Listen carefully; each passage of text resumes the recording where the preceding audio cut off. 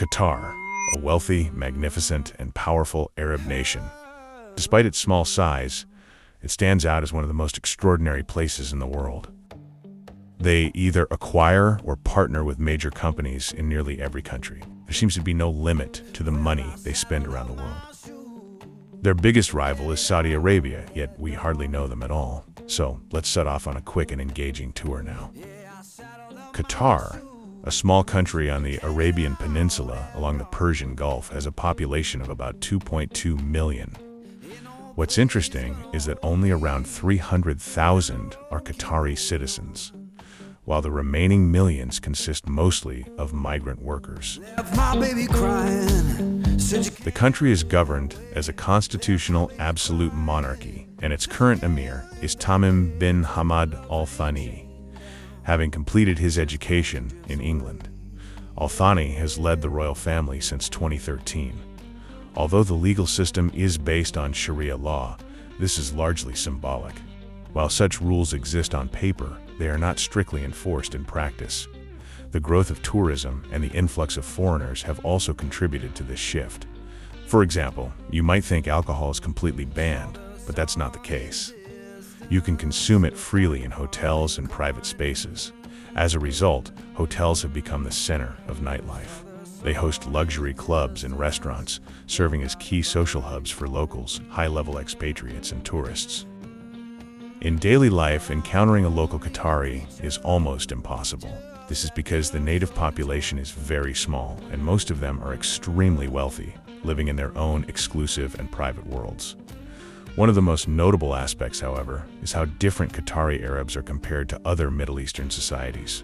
Nearly every Qatari speaks fluent English or French, and they often communicate in English even among themselves.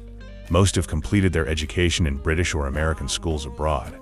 So, although they are Arab by origin, they tend to have a more global outlook compared to other Middle Eastern communities. In fact, Qatar aims to position itself as the educational hub of the Middle East. For native Qataris, essential utilities such as electricity, water, natural gas, and phone services are completely free. Apart from businesses like hotels, there is almost no taxation in the country. So, is this wealth based solely on oil? Not at all. Beyond having one of the world's largest natural gas reserves, Qatar stands out as one of the Arab countries that uses its wealth most strategically. They have made major investments in large companies across the globe. They are among the key stakeholders in major companies like Volkswagen and Siemens. In thousands of large firms around the world, it's possible to find at least a small Qatari stake. In short, Qatar can be described as a corporate nation. In this country, which was under British rule until 1971, British influence remains very strong. In fact, it is quite difficult to get by in Qatar without speaking English. The royal family has also been largely educated under the British system, with most members having studied in countries like the UK. Additionally, around 88% of the population consists of migrant workers from abroad. If you visit Qatar, you'll notice that many companies are led by American or European executives. Meanwhile, lower-level workers are mostly from countries such as Nepal, the Philippines, Pakistan, Morocco, and Egypt. Despite all this wealth, reports by Amnesty International indicate that working conditions can be extremely harsh, with many workers facing serious rights violations such as overwork, inadequate nutrition, lack of rest, and degrading treatment. It is frequently highlighted by various organizations that domestic workers, in particular, can be made to work up to 18 hours a day, with many not having a single day off. According to international investigations, it's not just a small portion, but around 70% of jobs that operate under conditions resembling modern-day slavery.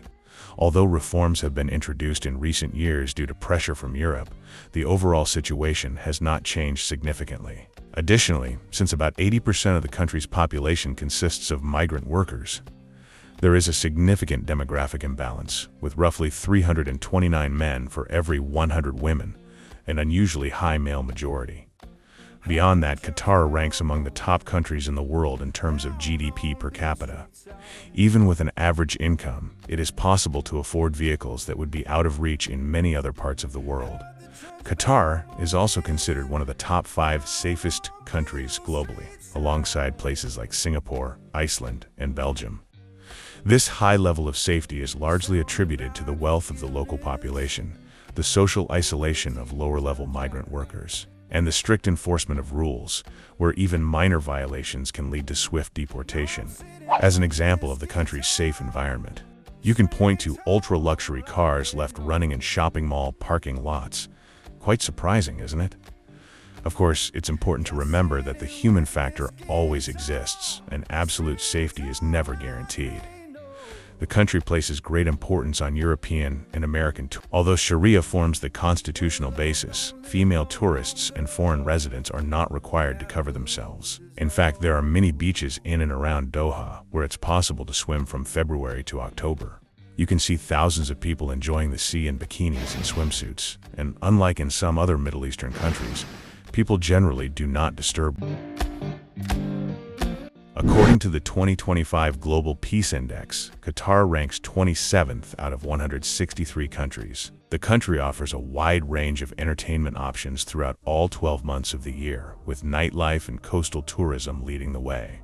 Sports also play a major role in daily life. In fact, the 2022 World Cup was hosted in Qatar, for which the country invested around $170 billion in infrastructure. As one of the rainier countries on the Arabian Peninsula, Qatar is relatively greener than its neighbors, meaning visitors won't encounter only desert landscapes.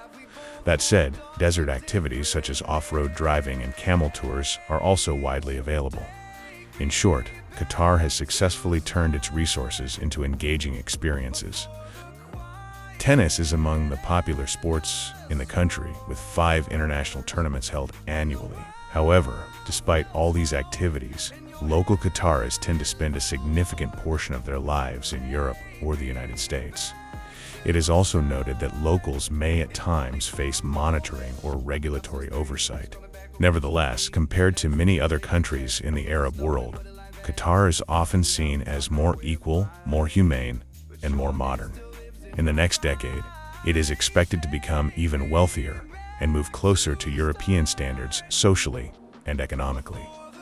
However, for others, its investments may prove more impactful than its direct presence. Qatar, a massive power condensed into a small piece of land, with its wealth, contradictions, and its unique blend of modernity and tradition. It offers a glimpse into how the future may unfold. On one side, limitless opportunities. On the other, complex realities. Qatar is not just a country, but a strategically positioned player in the global system.